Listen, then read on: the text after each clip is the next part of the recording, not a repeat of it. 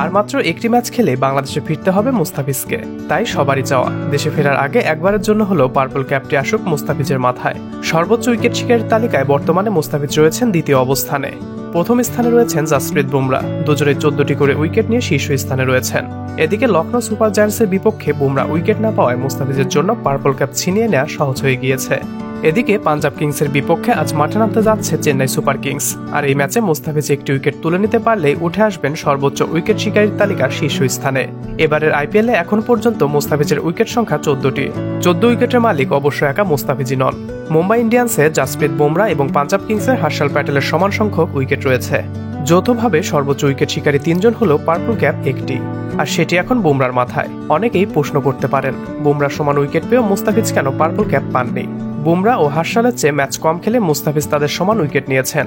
দুই ভারতীয় বোলারের যেখানে 14 উইকেট নিতে 9 ম্যাচ খেলতে হয়েছে, সেখানে মুস্তাফিজ 8 ম্যাচ খেলে 14 উইকেট ছুঁয়ে ফেলেছেন। তবুও কেন মুস্তাফিজ পার্পল ক্যাপের মালিক নন? আইপিএলে বোলারদের পার্পল ক্যাপ জেতার প্রধান মানদণ্ড উইকেট সংখ্যা। একাধিক বোলার সমান সংখ্যক উইকেট পেলে ম্যাচ বা স্ট্রাইক রেট দেখা হয় না, বিবেচনায় নেওয়া হয় ইকোনমি, অর্থাৎ ওভার প্রতি কে কেমন রান দিয়েছেন। ঠিক এ জায়গাতেই বুমরার চেয়ে পিছিয়ে রয়েছেন মুস্তাফিজুর রহমান। এখন দেখার অপেক্ষা দেশে ফেরার আগে পার্পল ক্যাপ নিজের মাথায় উঠাতে পারেন কিনা কাটার মাস্টার।